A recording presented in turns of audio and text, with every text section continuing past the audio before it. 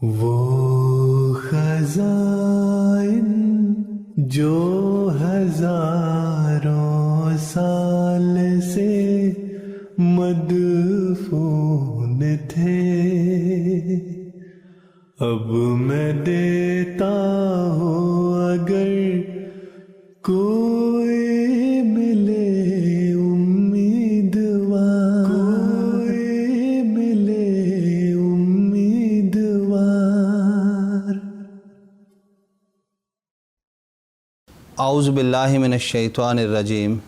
بسم اللہ الرحمن الرحیم۔ ناظرین کرام، تعارف کتب سیدنا حضرت اقدس مسیح موعود علیہ الصلوۃ والسلام کا یہ پروگرام MTA قادیان کے اسٹوڈیو سے آپ کی خدمت میں پیش ہے۔ آج کے اس پروگرام میں حضرت مسیح موعود علیہ الصلوۃ والسلام کی عظیم الشان کتاب لیکچر سیالکوٹ کے حوالے سے چند ایک باتیں عرض کرنی مقصود ہیں۔ دراصل یہ کتاب حضرت مسیح موعود علیہ السلام کا وہ عظیم الشان لیکچر ہے جو آپ نے 4 نومبر 1904 کو سیالکوٹ میں ہندوؤں اور مسلمانوں کے عظیم مجمع کے سامنے پیش کیا اور بعد میں یہ کتابی شکل میں شائع ہوا۔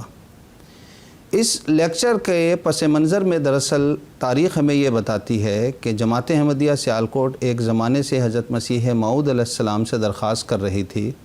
کہ آپ سیالکوٹ میں تشریف لائیں۔ حضور نے ان کی اس درخواست کو قبول فرمایا اور آپ قادیان سے 27 اکتوبر 1904 کو صبح 4 بجے روانہ ہوئے۔ بٹالہ تک آپ نے آدھا سفر پالکی سے کیا اور بعد میں آدھا سفر آپ پا پیادہ گئے۔ بٹالہ سے سیالکوٹ تک آپ نے بذریعہ ٹرین سفر اختیار کیا اور شام 6 بجے آپ سیالکوٹ تشریف لائے۔ اگلے دن جمعہ تھا، یعنی اگلے دن 28 اکتوبر کو حضور نے جمعہ پڑھا اور سیالکوٹ میں اس کے بعد کثیر مجمع نے ایک بیعت کی۔ حضور کا ارادہ وہاں سے جلد آنے کا تھا، لیکن احباب نے درخواست کی کہ حضور ابھی مزید کچھ دن رہیں۔ اس وقت کو دیکھتے ہوئے احباب جماعت نے یہ فیصلہ کیا کہ ایک لیکچر کا انتظام کیا جائے۔ چنانچہ یہ لیکچر ایک دن کے قلیل عرصے میں لکھا گیا اور چودھری مولا بخش صاحب رضی اللہ تعالیٰ عنہ نے اس کو فوراً شائع کروایا اور یہ لیکچر ایک دن میں شائع بھی ہو گیا۔ اس لیکچر کے لیے سیدنا حضرت اقدس مسیح موعود علیہ الصلوۃ والسلام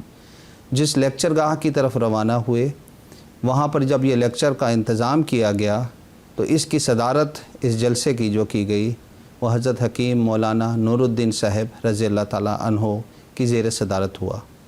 اور حضور جو تاریخ ہمیں یہ بتاتی ہے کہ جب اس لیکچر گاہ میں تشریف فرما ہوئے اور آپ کی ایک جانب حضرت مولانا حکیم نور الدین صاحب رضی اللہ تعالیٰ عنہ تھے اور دوسری جانب حضرت مولانا عبدالکریم صاحب سیالکوٹی رضی اللہ تعالیٰ عنہ تھے۔ حضرت مولانا نور الدین صاحب رضی اللہ تعالیٰ عنہ نے ابتدائی تعارف کروایا۔ اس کے بعد حضرت مولانا عبدالکریم صاحب رضی اللہ تعالیٰ عنہ نے قرآن مجید کی تلاوت کی اور قرآن مجید کی تلاوت کے بعد آپ نے اس لیکچر کو ایک عظیم الشان رنگ میں اور خاص وجد کی حالت میں بیان کیا، اور سامعین کا یہ حال تھا کہ وہ تمام لیکچر گاہ جو سرائے تھی وہ ساری کی ساری کھچا کھچ بھری ہوئی تھی،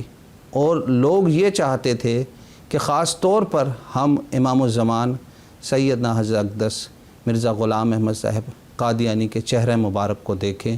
اور مولانا عبدالکریم صاحب کے اس لیکچر کو اپنی آنکھوں سے دیکھیں بھی اور سنیں بھی۔ اس لیکچر میں خاص طور پر حضرت مسیح موعود علیہ الصلوۃ والسلام نے اسلام کی حقانیت بیان فرمائی ہے اور اچھوتے اور نئے استدلال کے ذریعہ اسلام کی خوبیوں کو دنیا کے سامنے پیش کیا ہے۔ حضور نے بیان فرمایا اس لیکچر کی شروعات میں کہ مذاہب جو خدا تعالیٰ کی طرف سے آئے تھے وہ مختلف مذاہب تھے جو اپنے وقتوں میں لوگوں کی رہنمائی کرتے تھے، لیکن ان کی مثال ایک باغ جیسی ہے، اور اب ان مذاہب کو اس خدا نے جو اس باغ کا مالی تھا نگہداشت کرنا چھوڑ دیا ہے۔ اب صرف اسلام ہی ہے جس میں اللہ تعالیٰ نے مجددین کا سلسلہ شروع کیا جو اس کی نگہداشت کر رہے ہیں، اور اسلام ہی وہ مذہب ہے جو تازہ بتازہ وحی اور الہام کے ذریعہ سے اپنے زندہ ہونے کا ثبوت پیش کرتا ہے۔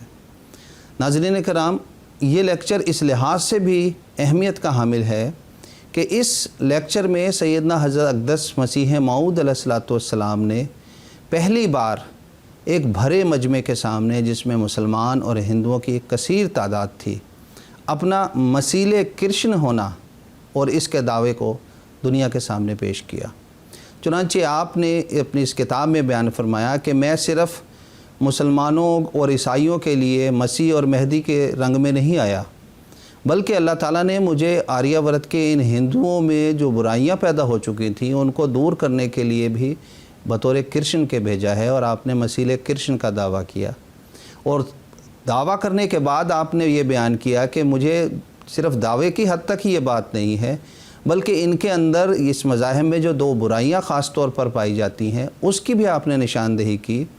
ایک یہ کہ یہ لوگ یہ اعتقاد رکھتے ہیں کہ مادہ جس سے ذرات بنتے ہیں یہ ازلی اور ابدی ہیں،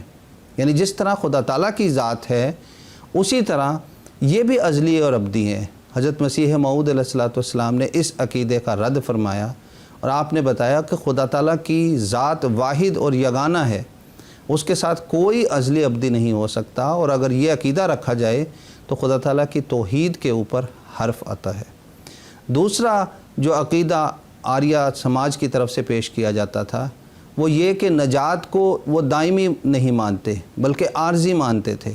اور اس کے نتیجے میں وہ یہ خیال کرتے تھے کہ انسان جتنی مرضی نیکی کر لے، وہ نیکی کے نتیجے میں وہ خدا تعالیٰ اس کو معاف کرنے اور اس کو اجر دینے کا حق نہیں رکھتا،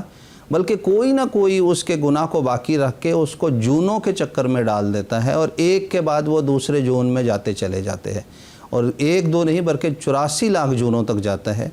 آپ نے اس عقیدے کو بھی رد فرمایا اور بتایا کہ خدا تعالیٰ تواب ہے، توبہ قبول کرنے والا ہے، وہ غفار ہے، مغفرت کرنے والا ہے، وہ رحیم ہے، وہ رحمان ہے۔ چنانچہ مسیل کرشن کے دعوے کے ساتھ آپ نے ہندوؤں میں پائے جانے والی ان دو خاص طور پر جو غلط اعتقاد تھے ان کا رد کیا۔ ساتھ ساتھ حضرت مسیح موعود علیہ الصلوۃ والسلام نے اس کتاب میں اللہ تعالیٰ کی ہستی کے بارے میں اور اس کے صفات کے بارے میں بھی بیان فرمایا، اور خاص طور پر مسلمانوں کو مخاطب کر کے فرمایا کہ ہمارا خدا وہ خدا ہے جو دعاؤں کو قبول کرتا ہے، اور دعا کی فلسفی کے اوپر آپ نے ایسے وجد آفرین رنگ میں بیان فرمایا کہ آج بھی جب ہم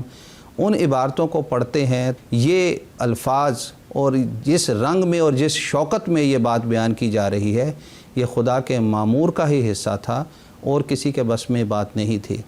ناظرین کے لیے میں ایک دو عبارتیں حضرت مسیح موعود علیہ الصلوۃ والسلام کی پیش کرنا چاہوں گا، جو دعا کے حوالے سے سیدنا حضرت اقدس مسیح موعود علیہ السلام نے بیان فرمائی ہیں۔ حضرت مسیح موعود علیہ السلام بیان فرماتے ہیں، مبارک وہ قیدی جو دعا کرتے ہیں، تھکتے نہیں کیونکہ ایک دن رہائی پائیں گے۔ مبارک وہ اندھے جو دعاؤں میں سست نہیں ہوتے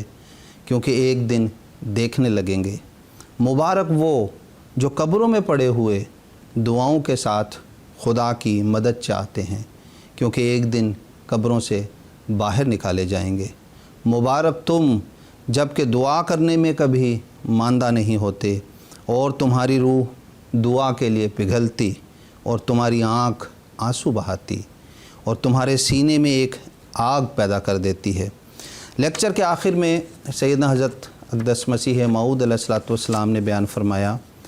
کہ یہ وہ سیالکوٹ کی سرزمین ہے جہاں پر میں اس سے پہلے گمنامی کی حالت میں رہا تھا۔ حضرت مسیح موعود علیہ الصلوۃ والسلام ہم سب جانتے ہیں کہ اپنے جوانی کے ایام میں سیالکوٹ میں آپ رہے، اور حضرت حکیم میر حسام الدین صاحب رضی اللہ تعالیٰ عنہ کے مکان میں رہتے تھے، اور وہ گمنامی کا عرصہ تھا جس میں کوئی بھی زیادہ لوگ آپ کو نہیں جانتے تھے۔ حضور نے اسی وقت کی طرف لوگوں کا اشارہ کیا اور بتایا کہ دیکھو میں اس سرزمین میں گمنامی کی حالت میں رہا ہوں، لیکن اللہ تعالیٰ نے براہین احمدیہ میں مجھے یہ خبر دی کہ مجھے وہ ساری دنیا میں مشہور کر دے گا اور ایک مرجع خلائق میری طرف آئیں گے۔ چنانچہ آج براہین احمدیہ کے بعد جو 24 سال بعد کا عرصہ بن جاتا ہے، تقریباً 1880، اور جو لیکچر ہو رہا تھا وہ 1904، اس 24 سال کے عرصے کے بعد ایک مجمع کثیر جو میرے ساتھ اس جلسے میں کھڑا ہوا ہے اور مجھے دیکھنے کے لیے اور مجھے سننے کے لیے آیا ہے، یہ دراصل میری صداقت کی ایک عظیم الشان نشانی ہے کہ کس طرح اللہ تعالیٰ نے ایک گمنام شخص کو دنیا کے ہدایت کے لیے کھڑا کیا اور جو باتیں اس نے بیان کی تھیں وہ پوری ہوئی۔ پھر خاص طور پہ اس رسالے میں حضرت مسیح موعود علیہ الصلوۃ والسلام نے سیالکوٹ سے اپنی محبت کے حوالے سے بھی بیان فرمایا کہ جس طرح میں قادیان سے محبت کرتا ہوں سیالکوٹ والوں سے بھی محبت کرتا ہوں۔ غرض کہ حضرت مسیح موعود علیہ الصلوۃ والسلام کا یہ ایک عظیم الشان لیکچر ہے، اور باوجود اس کے کہ آج اس لیکچر پر تقریباً 120 سال کا عرصہ ہو چکا ہے، لیکن جو حقائق، جو معارف اور جو خاص حکمتیں اس لیکچر کے اندر بیان کی گئی ہیں وہ ویسے ہی تازہ بتازہ ہیں اور آج بھی ہمارے ایمانوں کو جلا بخشتی ہے۔ بس ناظرین سے بھی مؤدبانہ درخواست ہے کہ آپ لوگ بھی اس لیکچر کو پڑھیں۔ اس کے اندر جو حقائق بیان کیے گئے ہیں یہ ہماری زندگی کے ساتھ وابستہ ہیں اور ہماری روح کو اور ہمارے ایمانوں کو جلا بخشنے والے ہیں۔ اللہ تعالی ہمیں اس کی توفیق عطا فرمائے، آمین۔